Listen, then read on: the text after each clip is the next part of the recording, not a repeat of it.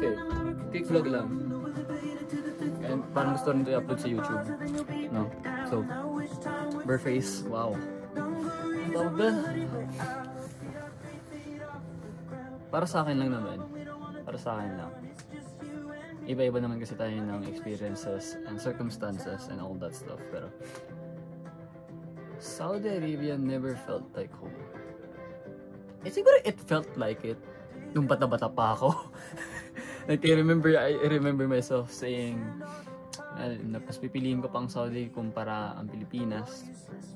Sabihin, Ryan, saan mo gusto? Pilipinas o Saudi? Sabihin ko, Saudi! Dati yun, of course. That was like 7-year-old, 9-year-old me. Ngayon na 19 na ako. Like, dun ko lang talaga naramdaman. Iba kasi yung nararamdaman ko pag nasa Saudi ako, iba rin yung nararamdaman ko pag nandito sa Pilipinas. No? Siguro the reason why sinabi ko na Saudi never felt like home is because unang-una, iba isolated. Ako kasi, hindi ako lumalabas. Like, pag nasa Saudi kami, matipid talaga kami. Minsan-minsan lang lumalabas, halos hindi nga eh. Most of the time, I spend my day, especially pag summer, na nasa bahay lang, na nasa kwarto lang. Siguro sa isang buwan lalabas lang kami 3 beses, like less than 3. Yun lang. And then, hindi ako nakakatikim ng, alam mo yung sariwang hangin sa labas. Dito kasi may veranda. Yun kaming balcony. And pwede akong lumabas ng bahay, malapit lang. So may covered court rin, so pwede magpahangin doon, pwede magpaaraw doon. I appreciate those little things. First is isolation. Second siguro is yung kultura and tradition.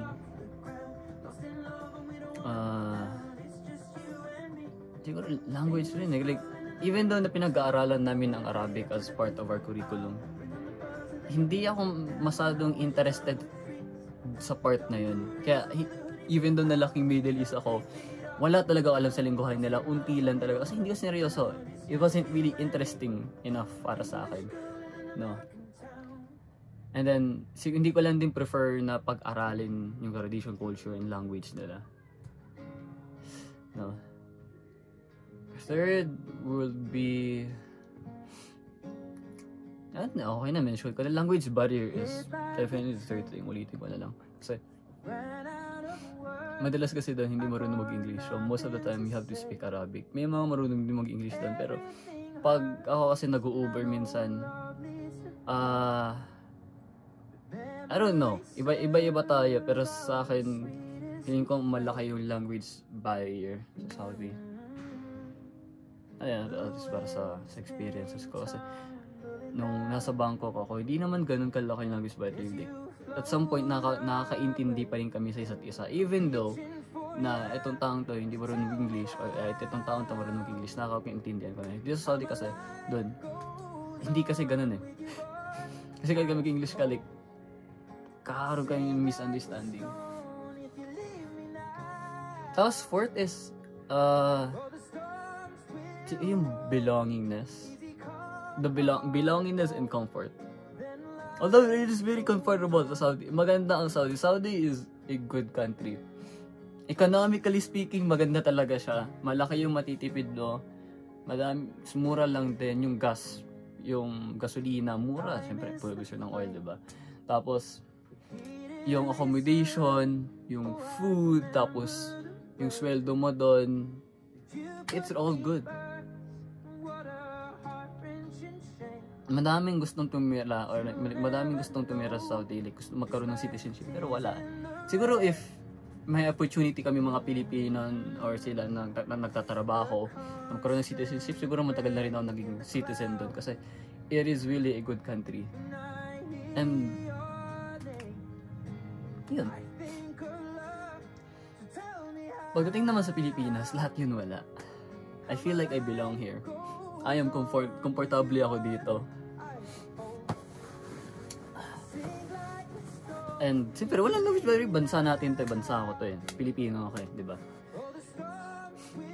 And then, siguro yung top 1 is yung freedom. Definitely the freedom. Kasi dito na, like, hindi naman ibig sabihin na pag may freedom ako, like, kailangan gumastos-gastos. Hindi. Okay na sa akin yung kagaya kahapon ng birthday ko. Naglakad lang ako papunta sa athletic ball. Gumastos ako ng mga minimum. Gumastos ako ng 10 pesos kasi estudyante may bayad, no? Tapos after nun, umuwi ako. Hindi ako gumastos. So, pag takbo lang yun, athletic ball lang yun, ikot-ikot lang ako nun. 10 pesos lang nagastos ko. Pero kung isasama natin yung ginastos kong inumin, siguro, kung ikot-ikot ka lang hindi ka mag-SM. I feel like 300 will do. May bibili ka ng snack na pagkain, simple lang. Ganun lang. Pero na-appreciate ko dito is na nakakatigim ako ng sariwang hangin. Nakakalabas ako na hindi gumagastos. Hindi naman kinakailangan gumastos. Sa Saudi kasi pinapayagan kasi strict yung mother ko. Very expected dahil sa mga ginawa ko rin karebeldehan before. So, that's something else. Oh well. Ayun. Dito mas mahangin kasi. It really just feels like home. Saudi, I don't know. Like, yung mga laking Middle East, they will consider Saudi their second home and all that. I consider Philippines my first home. The second home will probably be Bangkok or Thailand. Yeah, Bangkok. Hindi ko alam kung ano yung basis. Kung may basis ba or kung may standard ba for a country to be considered your second home. Pero nung nasa Thailand ako a few days ago, it felt like home, pare. Ang ganda-ganda. And for that country, I am willing to learn the Thai language talaga. I am willing to learn yung kultura nila, tradisyon nila, their manners, kung ano man yung language. I am willing to kasi maganda nga eh. Hindi na siya maganda pero like, it felt like home.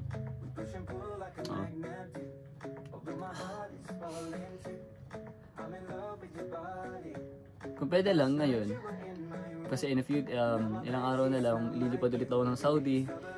Kung pwede lang, alam mo, hindi na babalik ang Saudi girl. Or pre, like hindi na talaga. Masaya na ako dito. And I feel like that's a privilege to say. Kasi madami mga Pilipino ang gustong umalis ng bansa natin. Pero mahirap kasi recently may nabasa kasi sa Reddit. Hindi siya binasa entirely pero hayop na like big problematic talaga yung OEC na yan. Dahil sa OEC na yan, may mga ibang nakakuha ng job opportunity abroad. Tapos hindi na lang nakuha because of that. Siguro like, dahil Pilipino ka, hindi ka makapag-abroad dahil Pilipino ka. Like, they're not really letting Filipinos, migrate to another country. Sana tama. Kasi yun lang yung nabasa ko sa isang Reddit post. Pero anyway, it is a privilege to say. Kasi ako gusto kong bumalik ng Pilipinas. Gusto kong magstay dito. While sila gusto nila umalis. Ang gastos dito, na-realize ko, nakita ko naman talaga, na-experience ko. Ang mahal mabuhay sa Pilipinas. Yung bills, yung kuryente, yung bills, yung grocery, girl, nag-SM lang ako. Nag-SM lang kami ng mother ko, ng lola ko. Ang laki-laki na. Sa halagang 1,000, unti na lang talaga. Totoo nga yung yung tarang may sa Facebook video kung saan yung 1,000 pesos mo noon, madami na. Tapos yung 1,000 pesos mo ngayon, unti na lang. I think it's a privilege kasi I have a mother na bukod sa hardworking ay marunong rin sa pera. And dahil sa mother ko, nagkaroon kami ng means to magstay ako dito, for us to stay dito. kung sakali man. No? Which I'm really thankful about talaga. Even though na hindi ko siya laging na-express to Instagram o kaya Facebook o kaya different social media platforms, I'm really thankful sa mother ko kasi kung hindi dahil sa kanya, hindi rin ako abot kung nasa na ako ngayon. Hindi ko to mai-enjoy. Yeah, I feel like it is a privilege to want to go back sa Pilipinas. Yun lang. Actually, yun lang talaga. Gusto nyo mag-yak pa ako. Kasi hindi ko talaga ito i-edit. Tamad ako mag-edit.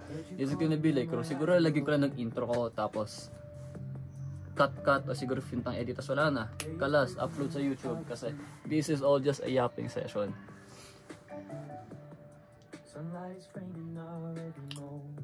Pero grabe ang Baguio. Ngayon kasi, parang mas naging emotional ako. Like, even though na hindi pa naman ako nakakalis. Like, even though in a few days pa naman yung lipad ko, yung flight namin. Now, homesick ka agad ako kasi like, the fact na aalis ulit ako ng Baguio. The fact na aalis ulit ako ng bansang to. Nakaka-homesick. Like, ano ba yun? I don't know. Na-attach na rin kasi ako sa city na to. So, expected. I'm gonna be homesick. Siguro pagkarating ko ng Saudi, homesick ulit ako for like another 2 weeks, 3 weeks, 1 week. Ano magagawa? Dito eh. And ito, temporary room lang to, which I'm really happy. Magkakaroon ako ng hindi naman malaki, pero magkakaroon ako ng sarili kong room na i-customize ko rin to my own taste, to my own preference. Soon, makita nyo rin yun. Mag-iiba rin yung setup ko. Kasi yung setup ko, as of now, is ganyan lang yan. Ganyan lang. Hindi sa maayos. Wala pa yung mga posters and such na plano ko rin ilagay. Pero yun. Nakakatakbo ako. Like sa Saudi, nagagawa rin naman tumakbo na hindi alam ng mother ko. Pero dito, grabe. Siguro yung pinagkaiba is I'm still working on this part, in this particular part. Pero since bansa ako to, like, bansa natin to, pwede kang may pagsalamuha, like you can just talk to someone so easily. Ako kasi may social anxiety ako, so I can't like just walk up to someone tapos have a small talk. Gusto kong mangyari yun, gusto kong ma-develop yun. Kasi online, madali lang online, syempre. Online, diba? Pero dito, napapractice ko yung social skills ko. Hopefully, sa susunod na week ko, ma-improve ko pa siya to the point na I can like walk towards a person, kahit sino dito, sa room na to. Tapos, have a small talk. Tapos, have a big impact. And then like, boom, mind blown.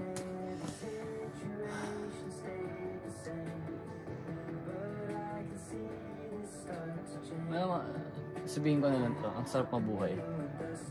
Life is good. Ganda na yun na to. Life is really damn good. Siguro, pagtanda ko na maka 20 to, sabihin ko life is not good na and then it's all depressing stuff. I don't know. Let's see. Isa sa mga bagay rin na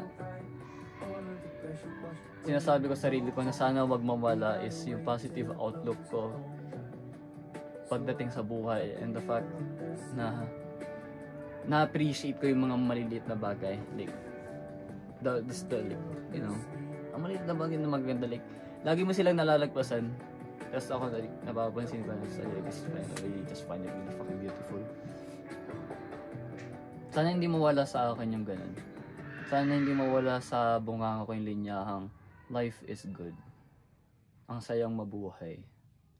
Sana hindi naman maging ang tana, ayoko na gusto na magpakamatay. Ayoko na like let's end this na ganun. Wag naman sana tayo dumating sa point na yun. Ryan. Hopefully. Nasa ano na lang kasi yun eh. Nasa perspective na lang kasi yun eh. It's all nasa atin na lang talaga. If pipiliin natin to. If pipiliin natin if we choose to think that way, hindi ko lang talaga na magagawa natin, diba?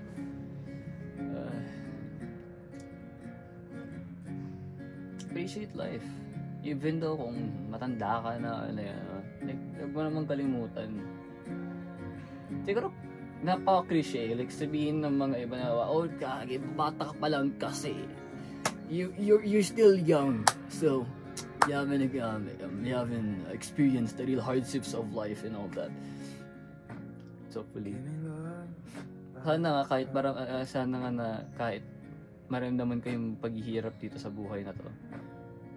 Sana talaga hindi mawala sa akin yung outlook ko. Positive outlook. Ayun, choice din naman natin yun eh. Like, ito yung isa sa mga paniniwala ko. It's always a choice. Kahit sabihin mo wala kang choice, it's always a choice. There's always a choice.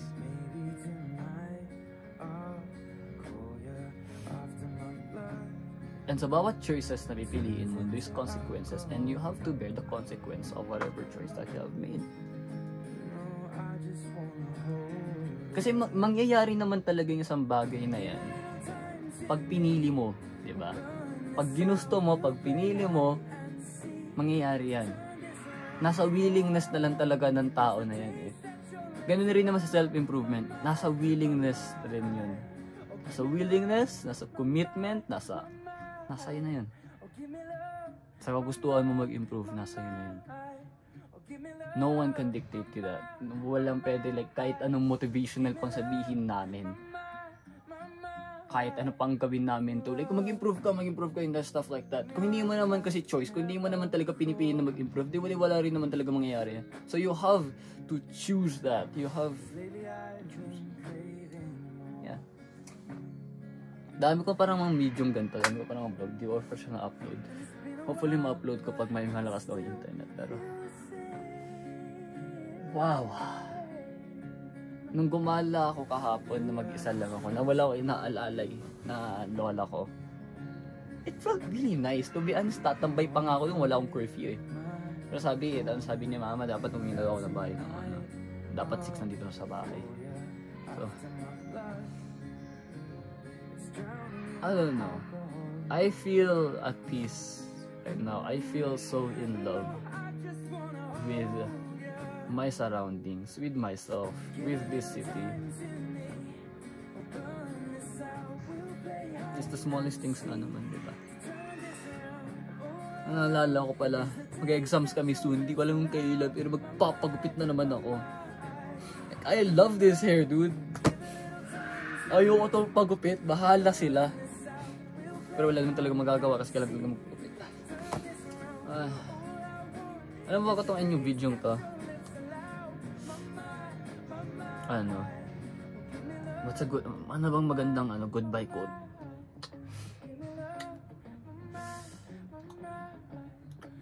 Huwag kayong papabagay sarili.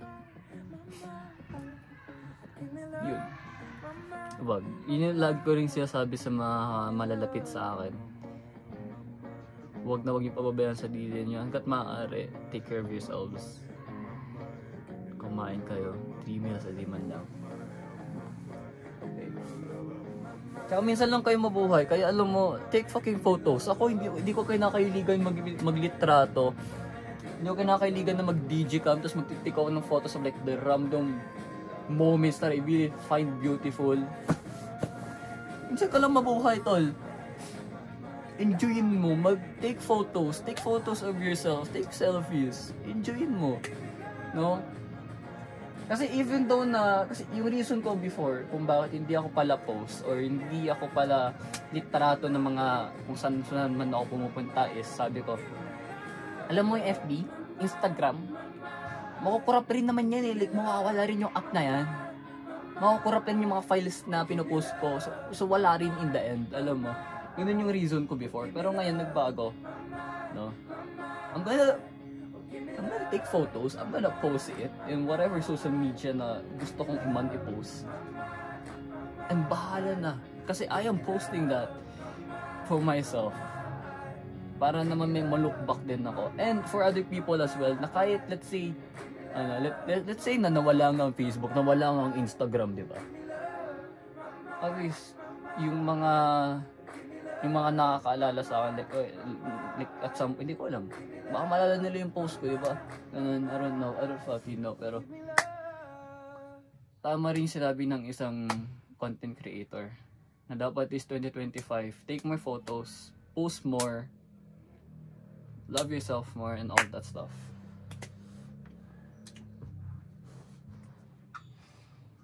Minsan ka lang mabuhay, tol. Diba? Enjoyin mo. Mabuhay ka. Mabuhay ka ng malaya.